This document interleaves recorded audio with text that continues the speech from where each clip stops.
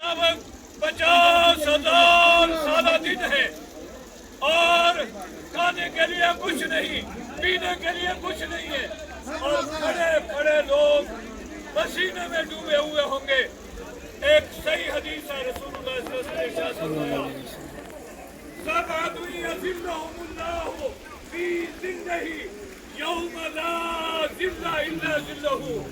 अर्श के क़यामत के दिन 7 किस्म के लोग वो होंगे जिनको अर्श के साए में जगह मिलेगी जिस दिन अर्श के साए के अलावा कोई दूसरा साया नहीं होगा।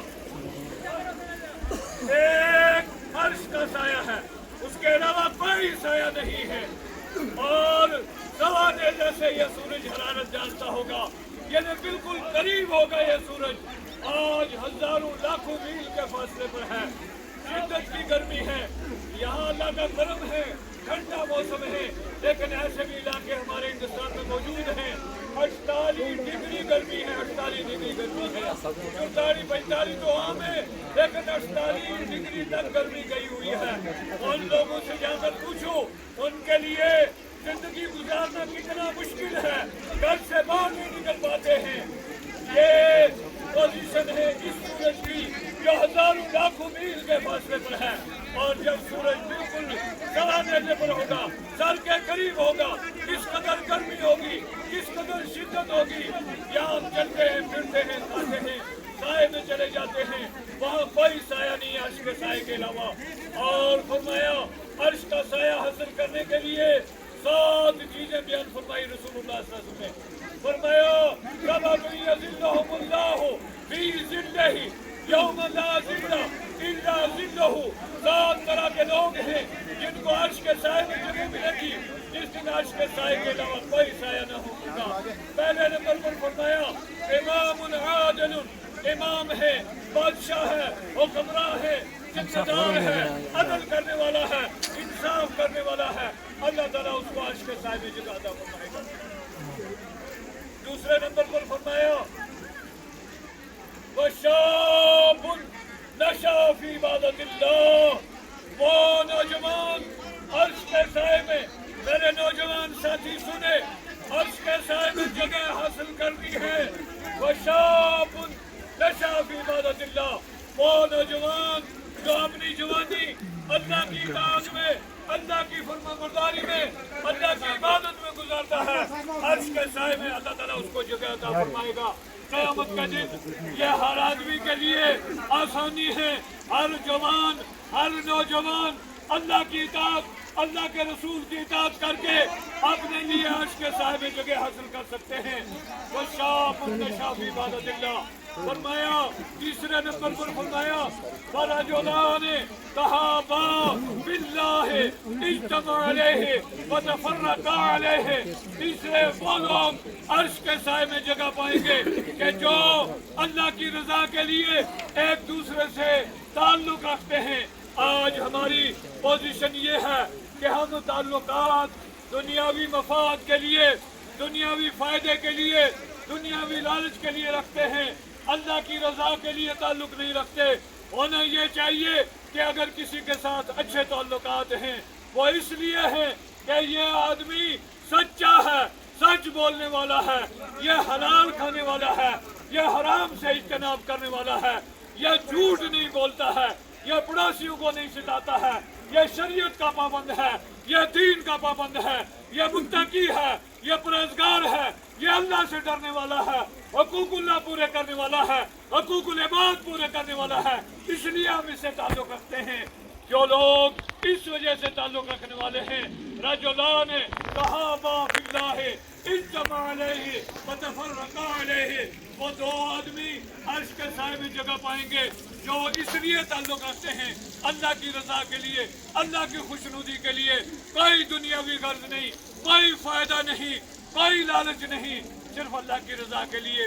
इसी तरह फरमाया रजुलुन क़ल्बुहु मुअल्लकुन फिल मस्जिद, वो आदमी अर्श के साए में जगह पाएगा कि जिसका दिल हमेशा मस्जिद से जुड़ा रहे, मस्जिद से लगा रहे, उसका दिल मुअल्लक रहे। मुअल्लक उनके लफ्ज आते हैं, लटक रहा है, गोया हमेशा उसके ज़हन में, उसके ख्याल में, उसकी सोच में مسجد کا خیال ہے، مسجد کی آبادی کا خیال ہے، مسجد کی تعمیر کا خیال ہے، مسجد کی صفائی ستھرائی کا دھیان ہے، مسجد میں اذان کا دھیان ہے، اور یہ چیزیں آج ہم نہیں کرتے ہیں۔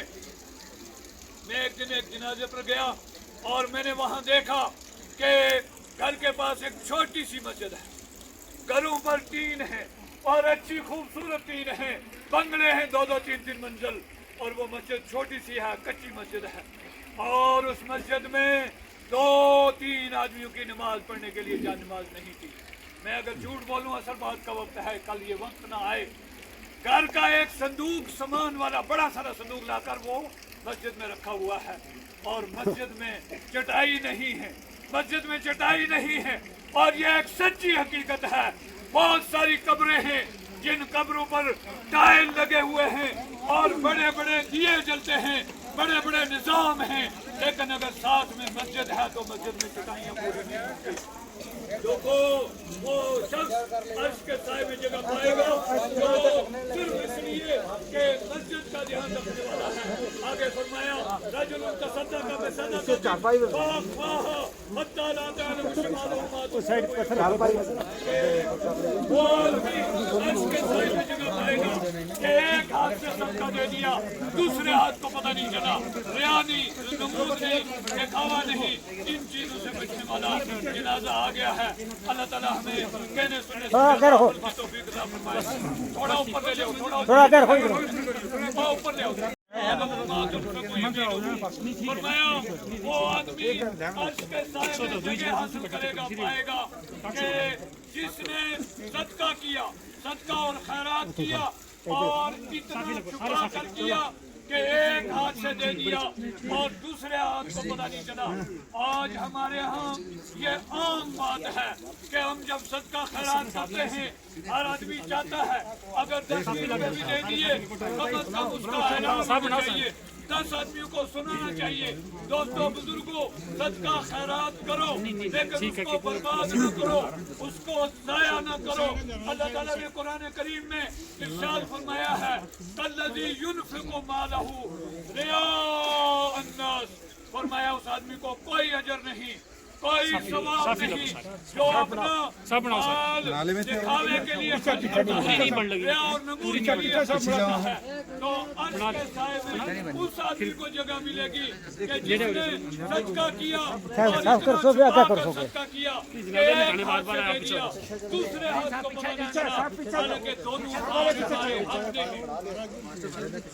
آگے فرمایا ایک آدمی وہ کہ جو ذکر اللہ خالیا ففاضت عیناہ، کہ اللہ کا ذکر کیا اس نے اللہ کے ڈر سے، اللہ کے خوف سے اور خشیت الہی سے، ففاضت عیناہ، تنہائی میں بیٹھو، فیری کا ٹائم ہو، تہجد کا ٹائم ہو، کائنات سے کٹ کر ہو، کوئی دیکھنے والا نہ ہو، کوئی سننے والا نہ ہو، لیکن یہ نیت لے کر اگر اللہ کے دربار میں 2 آنسو بہا لیے، وہ 2 آنسو بہانا اللہ کو بڑا پسند ہے، اس سے ساری کی ساری آگ بجھ جائے گی۔ فرمایا رجل، وہ آدمی کہ ذکر اللہ خالیا ففاضت عیناہ، تنہائی میں اللہ کا ذکر کر رہا تھا، اللہ کو یاد کر رہا تھا، ففاضت عیناہ، اس کی آنکھوں سے زیادہ ہو گیا، زیادہ ہو گئے، کنڈے ہو گئے، آدمی کو عرش کے سائے میں جگہ ملے گی۔ زیادہ ہو گیا، زیادہ آگے ہو گیا بھائی، پیچھے رہو۔